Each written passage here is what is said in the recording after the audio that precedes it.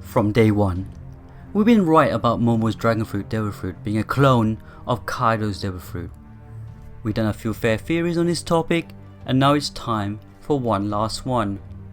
This will likely be the last Momo Devil Fruit theory we'll make on this, as Wano comes closer to an end, but let's dive down the rabbit hole once more and see if we can get another one right.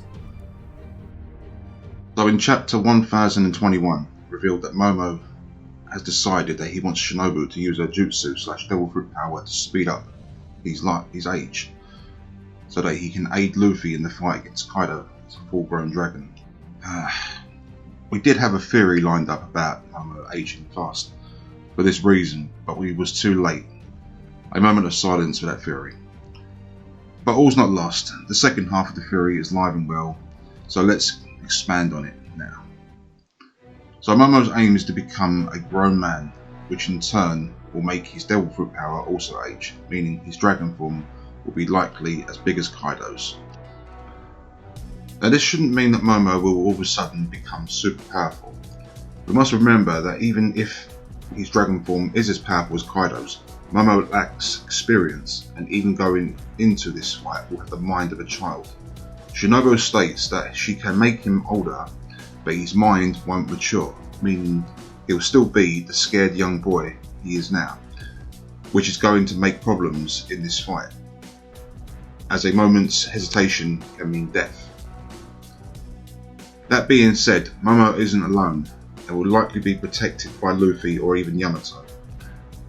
But again, this will cause problems for them and could result in their loss in this fight. Momo will need to find some courage deep within himself and learn to fight very quick. However, his dragon powers might not be solely used to fight here. Let's not forget that Momo also has the power to create flame clouds, and in his mature form, they might even be on par with Kaido's, which means his role will result in him keeping Oshigama from falling on the flower capital. Oh, did we mention we might know the name of Momo's devil fruit? It's quite the interesting discovery, but first let's review a few things. Momonosuke, as we all know, is based off the story of the Peach Boy. Something to remember here is who was the companions of Momotaro. A monkey, Luffy, a dog, Yamato, and a pheasant, which is Marco. Now if Momo is facing off against Kaido, who by all rights is based on an Oni or an ogre, then this means Marco will join the fight against Kaido with Luffy and Yamato. After all, Momo is the son of Odin, who was a nakama of Marco's. We will note that in recent chapter, Marco did resign and has otherwise dropped out of the fight against Queen and King, but he may still have enough strength to aid Luffy and company with support against Kaido. These three will be the main force to fight and weaken Kaido, as they are the seasoned fighters here. But it could be that they will give the final blow to Momo, which, yes, is kind of cheap, seeing as they would have done most of the work. But remember, Momo is the leader of the army here, and given that Kaido killed his father, Odin, it seems only fitting for a samurai to take his revenge here. I know. Some of you might be saying, but Luffy should be the one to finish Kaido here. That would be true if it was Luffy's goal to take the rank of Yonko from Kaido, then yes, he would need to finish him off. But Luffy, unlike Kid or the other Supernova, hasn't expressed that is his goal here. So no, Luffy doesn't need to deliver the final blow. After all, he stated himself to Big Mum herself that he would take her down. And given that Luffy hasn't made good on that promise yet, seems only right that he would defeat her at some point in the end. I feel it's worth noting that no matter what happens here, the news will spread that Luffy defeated Kaido no matter who finishes off Kaido. And let's face it, Luffy will do most of the damage here too. So in a way, he still deserves the credit anyway. Anyway, back on topic. It's been stated a few times now that Momo's devil fruit is a failure, but how true is this? For all intents and purposes, it doesn't seem like it's a failure. After all, Momo is able to transform into the dragon.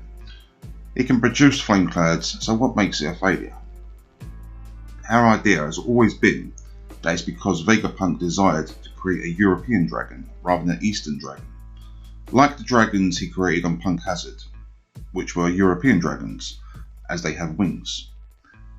This could still be the case for why Vegapunk deemed it a failure.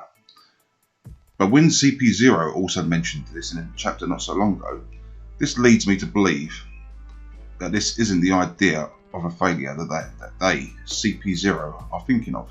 Could it be that Vegapunk lied? It's not yet clear whose side Vegapunk is on. Of course the common answer would be the world government's side. But we know that he was forced into their service, so there's a chance he's secretly against them. And if that is the case here, then he definitely wouldn't want them to have gained the power of a dragon, even if it was by the means of an artificial devil fruit. So does this mean that it was all a lie? The devil fruit Momonosuke ate is more powerful than we're led to believe? Well, yes and no. As it stands in its infant state, the dragon isn't powerful, and anyone who sees Momo in his dragon form can see he's still pretty weak. However, should he and the devil fruit mature, that could be where the true power of the devil fruit is awakened. Let's assume for a moment that Vegapunk knew of the events to come. We're not saying he's psychic or a fortune teller, but rather that his vast knowledge and understanding of the world, he might have predicted events before they even happened. After all, he is designed after Leonardo da Vinci, who has been said to have even predicted the future in his time, which is shown through his work, so Vegapunk might have done the same. Given the idea that Vegapunk knew what was going to happen and who would eat the devil fruit he created, he'd also know that his lie about the devil fruit being a failure would only strengthen this lie, as the proof is in the pudding, so to speak. Let's face it, who would try to prove it wrong? Who would eat an experimental devil fruit which has been deemed a failure? CP0 seems convinced it's a failure based on their reaction, which means the lie was a success. So this leads on to just how powerful is this devil fruit. Well, let's reveal the name of the devil fruit first. Fish no Me, model by Longma. Forgive me for the bad pronunciation. And Momo's is of that origin, but this name has more meaning to it than what meets the eye. Bai Longma isn't just a dragon. He is a son of a dragon king and later becomes a dragon king himself. This at the moment makes him a prince, and currently Momo is also a prince. Until he's named ruler of Wano, then he'll officially become a king. Bai Longma is from the Journey to the West story. As you should know by now, is the famous Chinese story of Sun Wukong, the Monkey King.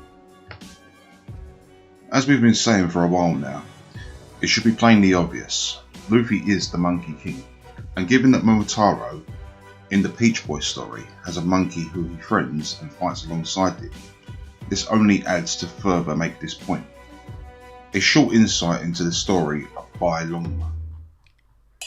In Journey to the West, Bai Longma is actually a dragon prince, Aolia, who is the third son of the Dragon King of the West Sea.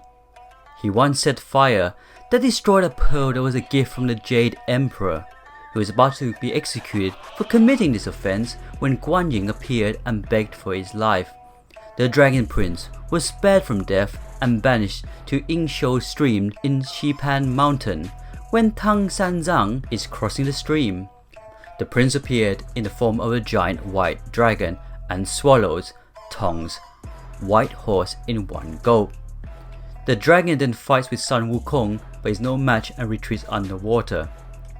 Sun Wukong hears from an earth deity that the dragon was placed there by Guan Yin, so he goes to find Bodhisattva and learn of the dragon's origin. The dragon prince has been waiting there for Tang Sanzang but did not recognize the latter and ate his horse as a result. The dragon then transformed into the white dragon horse and serves as Tang Sanzang's steed for the rest of the latter's journey. When Tang Sanzang was captured by a yellow-robed demon, the white dragon horse transformed himself. A young man attempts to save Tang Sanzang, but fails and escapes to inform Zhu Baijie, who in turn brings back Sun Wukong to save Tang Sanzang. At the end of the novel, the white dragon horse is ordained as the great strength Bodhisattva of the 8 heavenly sections and dragon horse of the 8 heavenly sections. He turns into a white dragon and wraps his body around one of the pillars in the great Lei Ying temple. There are a couple of points to this story that are very relevant here. The first being that Bai was to be executed but was spared, much like how Kaido was going to execute Momo but decided to spare him after Momo begged for his life. In some way, I guess you could take the part of him retreating underwater as what Momo did back on Punk Hazard, as he too retreated underground to avoid Caesar and his minions.